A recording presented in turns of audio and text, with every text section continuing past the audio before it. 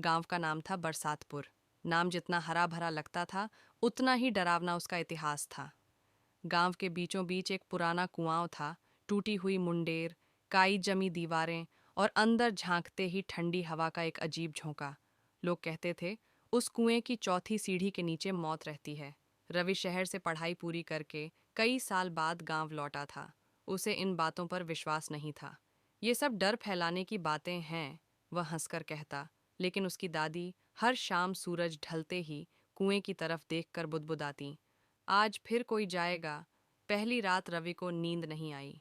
रात के करीब 12 बजे उसने बाहर से छप छप की आवाज़ सुनी, जैसे कोई गीली सीढ़ियों पर नंगे पांव चल रहा हो। वह चौंक कर उठा, खिड़की से झांका। कुआं साफ दिख रहा था, लेकिन वहां कोई नहीं था। अगली सुबह गांव में हड़कंप मच गया। पास के घर में रहने वाला मोहन काका गायब थे। उनका मोबाइल कुएं की मुंडेर पर मिला।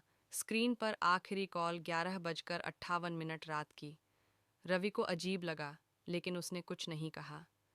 तीसरी रात वही आवाज़ फिर आई। इस बार आवाज़ के साथ एक और चीज़ थी, किसी औरत की धीमी हंसी।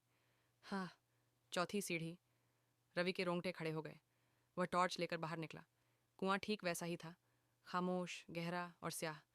उसने टॉर्च अंदर डाली, सीढ़ियाँ गिनी, 1, 2, 3, और जैसे ही चौथी सीढ़ी पर रोशनी पड़ी, रोशनी अपने आप बुझ गई। उसी पल किसी ने उसके कान के पास फुसफुसाया, अब तुम देख सकते हो। रवि पीछे मुड़ा, कोई नहीं। अगले दिन उसने गांव के सबसे बूढ़े आदमी हरदास बाबा से बात की। बाबा ने कांपते हाथों से बीड़ी बुझाई और कहा, इस कुएं में 40 साल पहले एक औरत को जिंदा फेंक दिया गया था। वो हर अमावस की रात चौथी सीढ़ी से ऊपर आती है, और जो उसे देख ले वो अगली सुबह नहीं दिखता।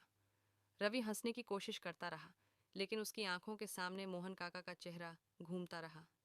अमावस की रात आई। रवि ने तय कर लिया, आज सच सामने लाएगा। रात 11:55 पर वह कुएं के पास पहुंचा। हवा रुक गई थी, कुत्ते भौंकना बंद कर चुके थे। 11:58, छप छप, सीढ़ियों से आवाज आने लगी। कुएं के अंदर से एक हाथ बाहर निकला, सफेद, सड़ा हुआ, नाखूनों में मिट्टी भरी।